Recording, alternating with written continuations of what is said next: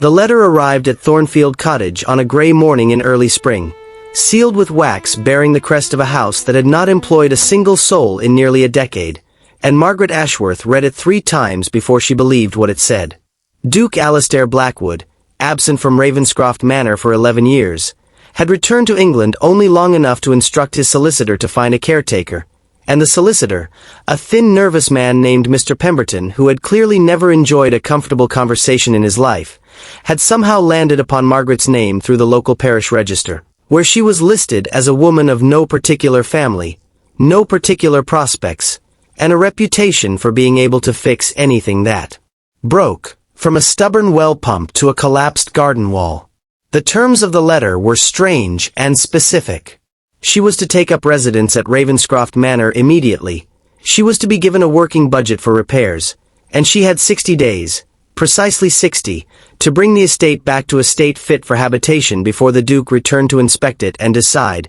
the letter implied without quite saying so, whether the manor was worth saving at all, or whether it should be sold off to whichever wealthy industrialist wanted a crumbling relic to tear down and build something modern in its place. Margaret had no family left to speak of, no husband, no children, only a small cottage she rented from a landlord who raised her rate every winter, and the offer, strange as it was, represented more money than she had seen in 5 years combined. She packed a single leather bag, took the iron ring of keys Mr. Pemberton pressed into her palm with visible relief at being rid of the responsibility, and walked the 4 miles to Ravenscroft Manor with a resolve that had very little to do with dukes and everything to do with survival. The manor, when it finally rose up out of the overgrown trees at the end of a long-neglected drive, took her breath away in a manner she had not expected, a combination of awe and heartbreak so immediate that she stood frozen on the cracked stone path for a full minute simply looking at it. It had been a magnificent house once.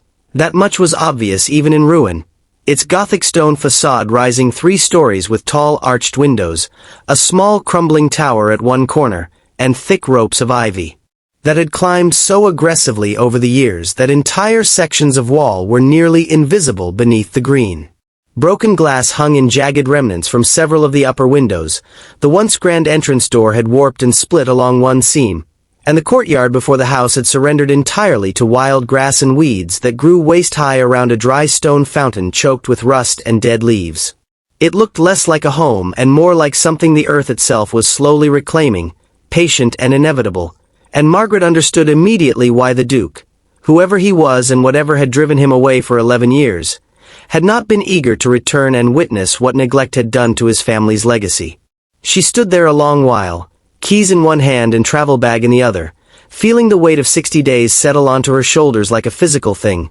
and then she walked up the cracked path, climbed the worn stone steps, and let herself inside a house that had not felt a living presence in longer than she cared to imagine.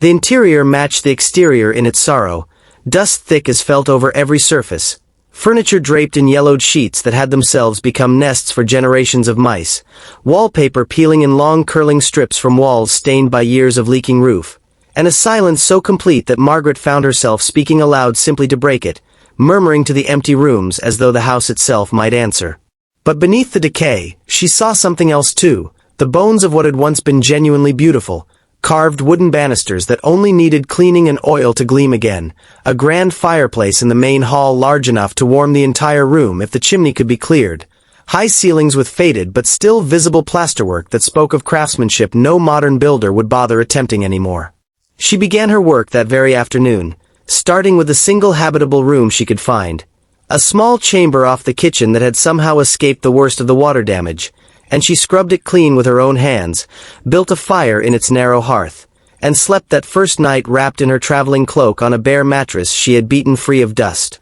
listening to the wind move through the broken windows elsewhere in the house like the manor's own uneasy breathing. The first 2 weeks were the hardest, spent almost entirely on triage rather than restoration, patching the worst of the roof leaks with materials she purchased from the village with a working budget Mr. Pemberton had arranged, clearing debris from rooms so thoroughly abandoned that Margaret found bird nests in the drawing room and, in one memorable and unsettling afternoon, discovered that an entire family of foxes had made a den beneath the collapsed floor of what must once have been a grand study. She hired 2 local men, brothers named Tom and Will Hargrove, sturdy and unbothered by hard labor, to help with the heaviest work, clearing the fountain courtyard, repairing the warped front door, replacing broken window glass, and slowly, room by room, the manor began to shed its shroud of neglect. Margaret herself took on the interior work with a dedication that surprised even her, scrubbing decades of grime from wooden floors until the grain beneath showed warm and honey-colored,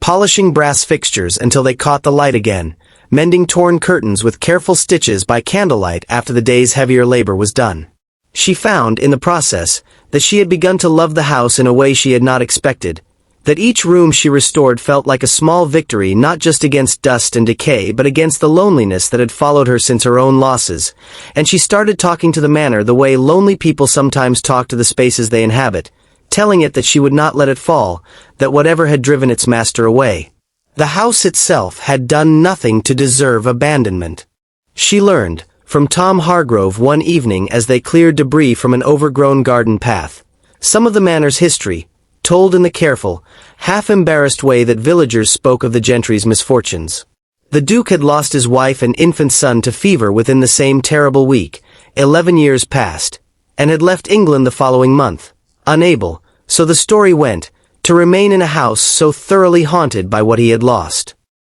He had traveled the world in the years since, India and the Orient and the American territories, sending occasional funds for the estate's upkeep but never once returning, and the servants, one by one, unpaid and unsupervised, had drifted away to other positions until the manor stood entirely empty, tended by no one, slowly surrendering to time. Margaret found herself thinking of the Duke often as she worked, this grieving stranger she had never met, wondering what kind of man could love a place enough to preserve its memory in his absence yet remain unable to face it directly, and something in her softened toward him despite never having exchanged a single word, some recognition of grief's peculiar architecture that she understood far too well from her own life. By the fourth week, the manor had begun to look less like a ruin and more like a house merely resting, sleeping rather than dying, and Margaret had discovered, in a locked upper room she'd finally managed to open with the largest key on her iron ring, a library that had somehow survived largely intact, its books protected by the room's unusually tight construction from the worst of the moisture that had ruined so much else.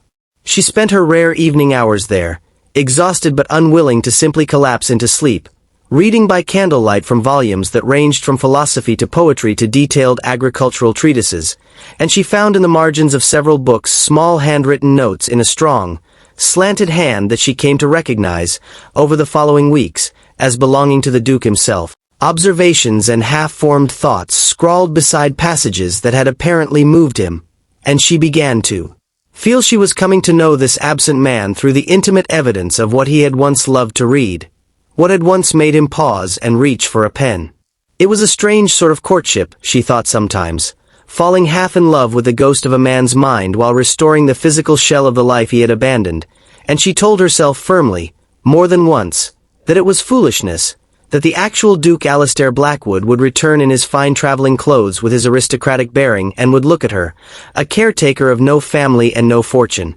as nothing more than hired help, however grateful he might be for her labor.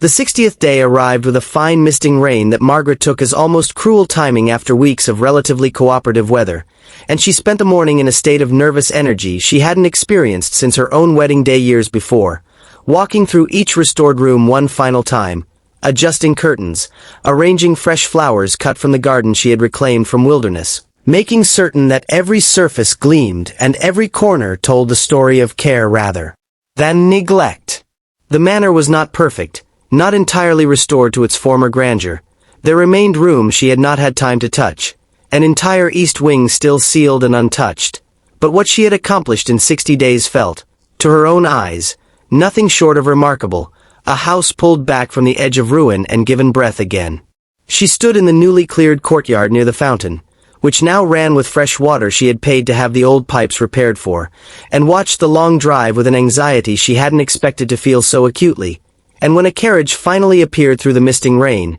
drawn by 2 dark horses and moving at a pace that suggested its occupant was in no particular hurry to arrive, she felt her heart begin to pound in a manner entirely disproportionate to what she told herself was merely professional concern over whether her work would meet his approval. The Duke who stepped down from the carriage was not what she had imagined from 11 years of village gossip and half-remembered handwriting in book margins. He was younger than she had pictured, perhaps 40, with dark hair beginning to gray at the temples and a face weathered by years of foreign sun, deep lines around eyes that carried an exhaustion far older than his years, and he moved with the careful deliberateness of a man bracing himself for pain before he stood in front of it. He stopped at the base of the stone steps, looking up at the manor's restored facade with an expression Margaret could not immediately read, something caught between disbelief and a grief so raw it seemed to have been reopened rather than soothed by what he was seeing, and for a long moment he said nothing at all, simply stood in the rain looking at the house that had once held his entire life and had, until 60 days ago, stood as a monument to everything he had lost. "I did not expect this," he said finally, his voice rough, and Margaret, standing at the top of the steps in her plainest and most practical dress, found she could not tell whether his words carried approval or something closer to pain. "I hope I have not overstepped your grace," she said carefully. "Mr. Pemberton's letter said only to make the house fit for habitation, and I did what I believed that required." He climbed the steps slowly, and when he reached the top and stood before her, close enough that she could see the genuine astonishment in his eyes, he shook his head slowly. "You have done a great deal more than that," he said. "I left this house believing it beyond saving, believing that whatever I sent for its upkeep was merely money thrown after money already lost. I did not think it possible that a single person could accomplish what appears to have been done here." He walked past her into the main hall, and Margaret followed a few steps behind, watching him take in the polished floors, the gleaming banister, the fire already laid and crackling in the great fireplace against the damp spring afternoon, and when he reached the drawing room and saw the curtains she had mended, the furniture uncovered and restored, fresh flowers arranged on the mantel, something in his rigid posture finally broke, and he sat down heavily in a chair as though his legs had simply given out beneath the weight of memory. "My wife loved this room," he said quietly, not quite looking at Margaret, looking instead at the space where firelight fell across the restored wooden floor. "She used to sit exactly where you've placed those flowers in the mornings, with our son on her lap, and I could not, for 11 years, make myself picture this room as anything but a tomb for that memory. I stayed away because I believed returning would mean confronting only loss. I did not imagine I might return and find the room breathing again, as though she had merely stepped out and might return any moment." Margaret, moved by a grief so plainly and unexpectedly shared with her, a stranger, found herself sitting in the chair opposite him without quite deciding to do so, and she spoke honestly, the way she had found herself speaking only to the empty rooms of his house for 2 months. "I did not know when I began whose memory I was restoring," she said. "But I came to understand, working in these rooms day after day, that a house left to ruin does not honor grief. It only compounds it, burying whatever was good and loved beneath dust and decay until even the memory becomes hard to reach. I hoped, if I could not know what would comfort you, that at least I might make it possible for you to remember without also having to mourn the house itself."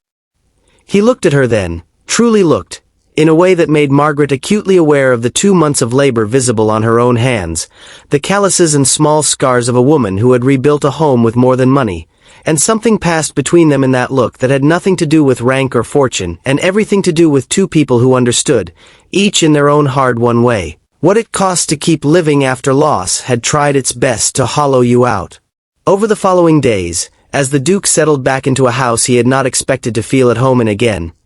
he found reasons to seek Margaret out, first to ask about specific decisions she had made in the restoration, then simply to talk, discovering in her a mind shaped by the very books he had once loved. The same margin notes he had written years ago, sparking conversations that lasted long into candlelit evenings in the library that had somehow survived intact. He learned of her own losses, a husband taken by illness, a stillborn child she rarely spoke of even to herself, and found in her grief not a mirror of his own sorrow but a strange and steadying companionship. Two people who had each learned, through hard necessity, how to keep building even when the foundation beneath them had cracked.